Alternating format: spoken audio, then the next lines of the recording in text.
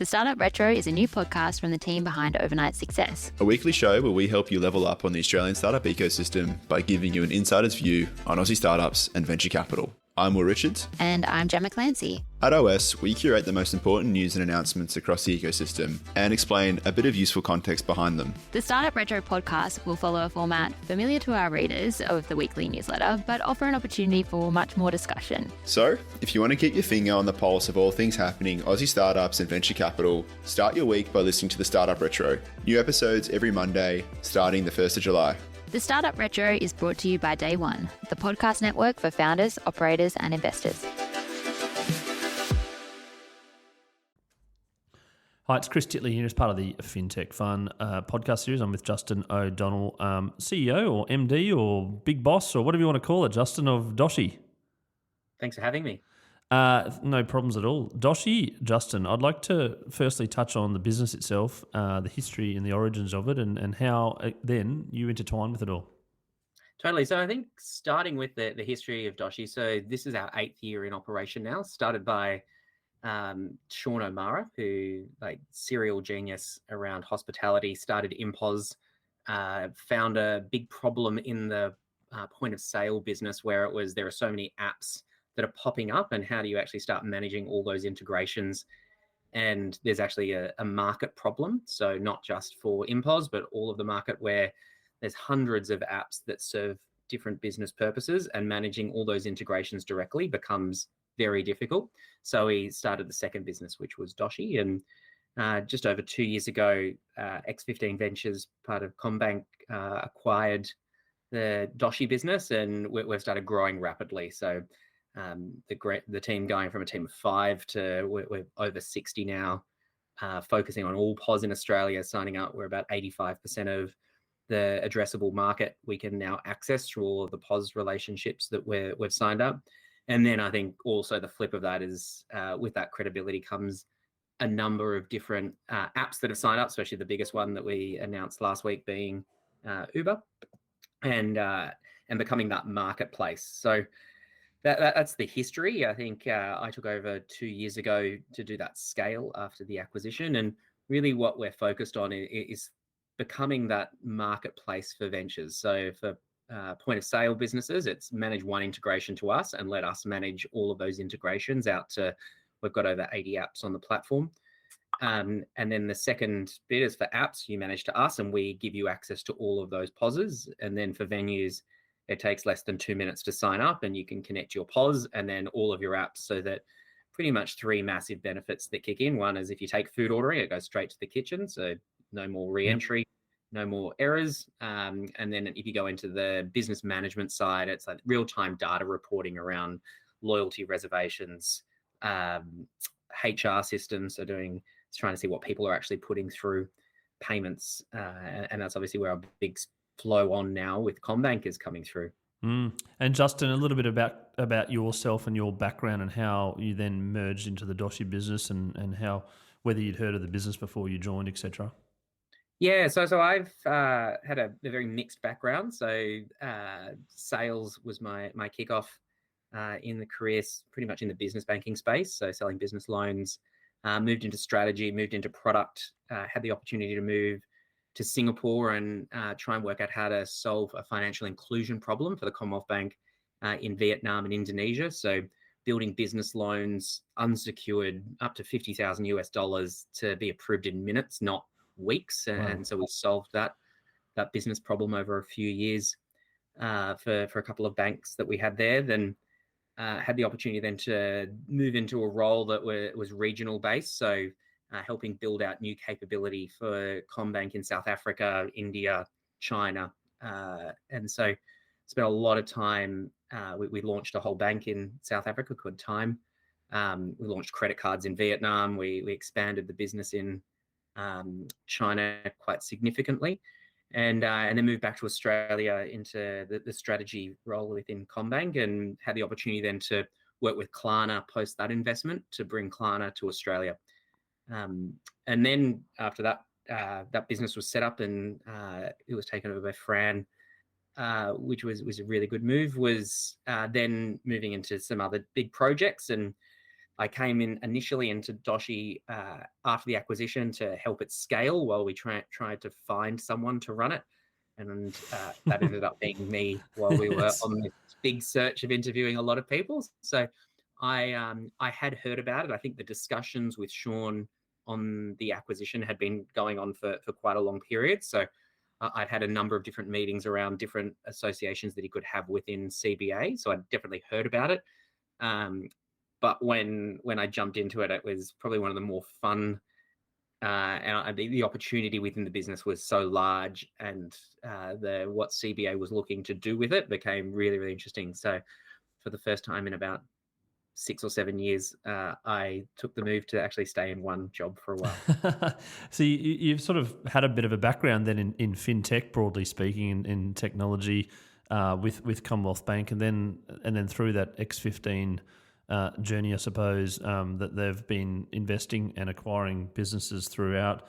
Are you excited, broadly speaking, about the prospects of using technology to enhance the efficiency of various financial companies moving forward?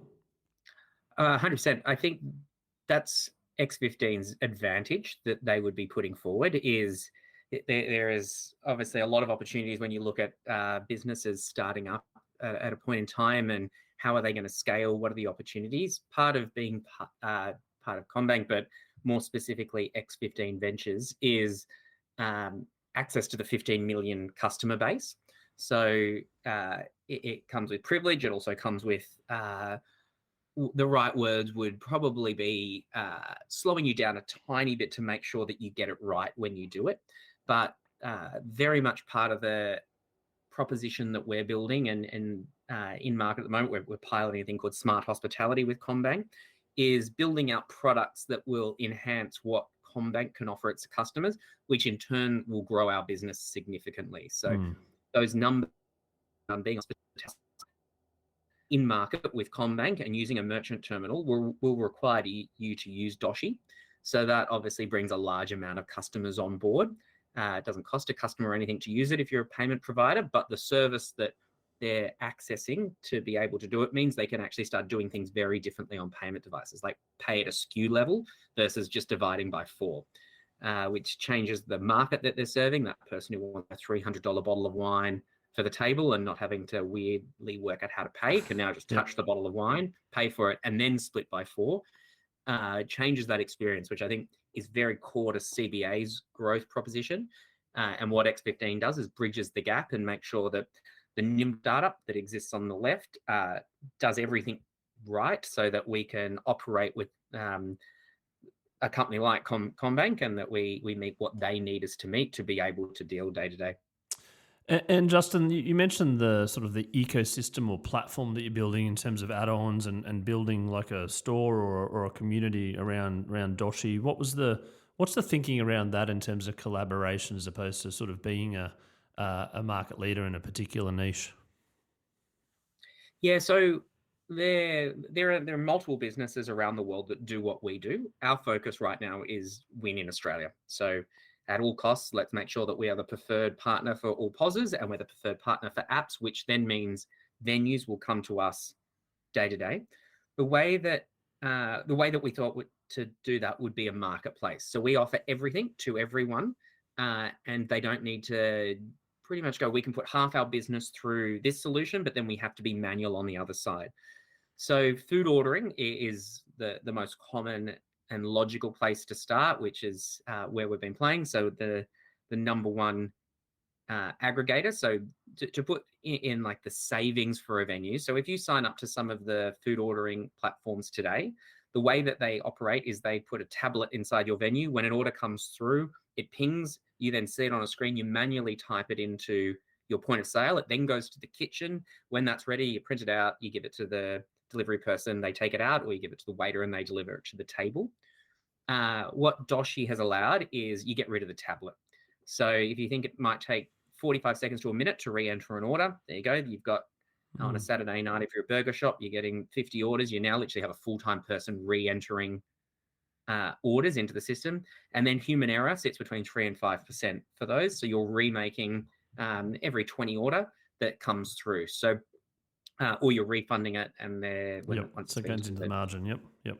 Yeah, so from that, it's a really easy trade-off for a venue. I think our platform, the most you can pay is $119 a month, and they're the big guys that are there. But the savings that we see for a single venue are around $30,000 a year if they're using multiple channels to be able to receive orders, to be able to take that manual process away. And in terms of your target and identifiable market in Australia, is it hospitality per se? Is that the broadest thing, or is there a defined sort of sub niche in restaurants, etc., that you're playing really well in? So you're right. It's hospitality. We're not in the enterprise space. We're sub enterprise. But if you think pubs, clubs, hotels, restaurants, cafes, um, nightclubs has been an interesting one, and then room service has been one that's come out post COVID. Yeah. So there's no Wow. more menu sitting on the table. It's scan a QR code on the screen, um, and then using partners that are actually offering that service. And so we work in that space primarily. We do have a few other edge cases which are now bubbling up around like bottle shops, and they're driven by consumer demand, but also our partners growing their ecosystem to do last mile delivery, and us being able to make a few tweaks so that we can grow with them. Let's talk about the QR code for a second. It was highly adopted during COVID due to check-ins, etc., and people were very welcoming in that in terms of understanding how it works on the phone. In terms of hospitality, are you seeing any sort of holding trend there, upwards, downwards, sideways trend of people ordering food using QR codes? It's now broadly accepted, but I'm just interested about now and in the future. Yeah, so we're probably 2 years on now since the Peak. QR codes just became a thing. So Yep. they're normal now. Everyone knows how to use them. Some of the best examples I've seen is people who thought they were checking in but taking photos on their phone of the QR code. But what we're seeing now is the tail end of the benefit that we saw. So our business grew astronomically quickly during COVID. Everyone was looking at how to automate efficiencies.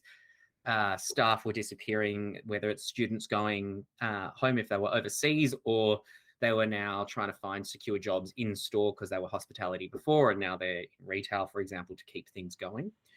What we're seeing just from the data behind the scenes is now a lot of movement. So 2-year contracts are now expiring. There's a lot of competitors that have entered the market in the last 2 years. So there were a number of big players who are still obviously quite huge, but people offering the sideline, you can now order via a QR code as well, has meant that the pricing has changed and people are switching a lot. What we're not seeing is people turning it off. So I think the behavior is there. I think it's now market competitiveness is all around who offers the best solution, and they're still the ones that are so advanced. So that idea of that a lot of them don't know who you are except for their gathering data behind your mobile number. But that idea of actually cross-selling, understanding your behaviors. So every third beer that you order, on average, you also order a snack. So presenting in that last screen, would you like those nachos? Is that, have you done a little bit of testing on that, Justin, yourself? So we don't provide that service. That's obviously the partner that does that themselves. But what we can see is if you start to see a table, so we can see table information, we don't know who the person is. We don't know who the phone number is. We just see the transaction. You can start to see patterns that after 3 beers, you start to see a piece of food ordered, which means the recommendation. Some wedges or some chips. Yep. Yeah, that's right. And I had a venue until almost the end of COVID, and we used one quite heavily. And they're amazing for that upsell because they're getting it right. They're quite personalized. They're understanding what you buy when you buy it. Yep. And so that's the trend we're seeing now, is just movement in the market as they've gone from like 2 or 3 order at table solution to now 20 to 30.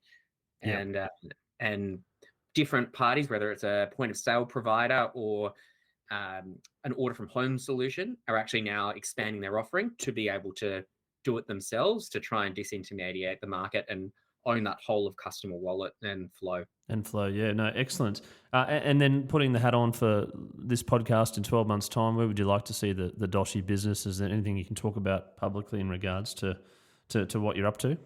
Yeah, totally. So we're growing quite quickly at the moment. I think we're constantly 100% growth, 100% growth, 100% growth in terms of the volumes that we're processing, but also the venues that are signing up to the platform.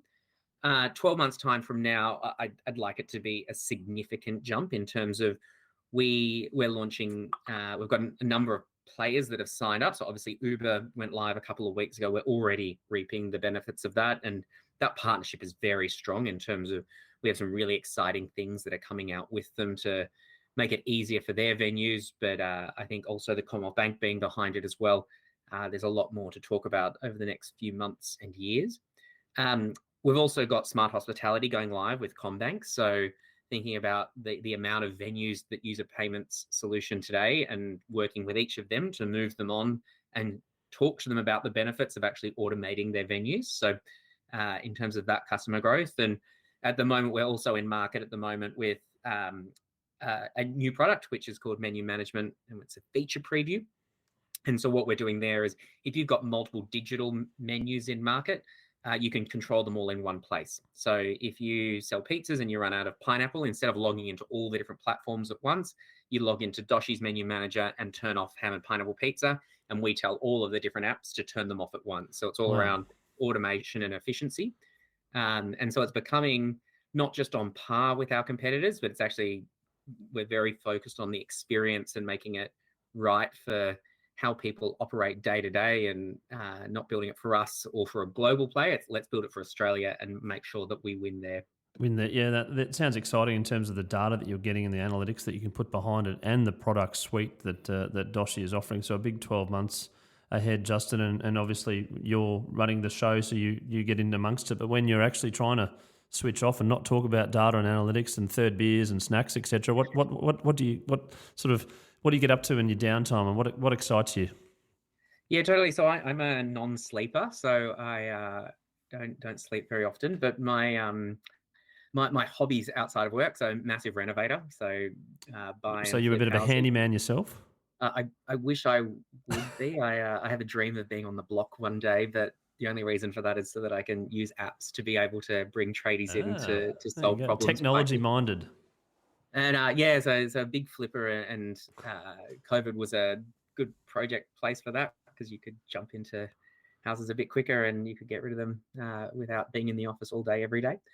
So that's probably where the biggest amount of time, and I think it's then also just being in a lot of venues, and I think you never really turn the work hat off when you're trying to grow a business like this. So it's the never-ending conversion conversation when you're in a venue. But we're now Australia-wide, so offices in Sydney, Melbourne, Brisbane, Perth. So jumping around, seeing those guys and friends, family. So that's it. And you mentioned before about the fact that you did work overseas and you were bouncing around a little bit and traveling. Do you sort of miss those days or not? And are you looking to get overseas and travel a little bit more?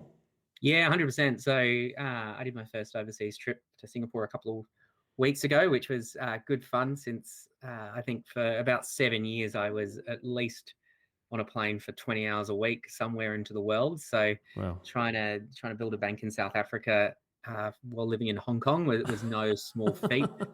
And it's worked. How'd you go with the frequent flyers? Yeah, we there's still quite a big balance there that I wish you could get interest on them one day. But it was a unique experience being in my young 20s, just getting to build quite hardcore propositions that didn't exist, and solving problems around like KYC in South Africa without having people involved, and using biometrics and death registers and all this stuff that was just very new and I'd had no experience in. And then actually working out that you could roll that out in New Zealand to be able to do re-KYCing of customers when regulation changed, and that business has now been sold, but it's now launched in another market. So it's in the Philippines now under Go Time. So it's really proud moment seeing something. For sure, and progress onwards that you played a pivotal role in early, and now with Doshii you can put your mark on Doshii in terms of putting the foot down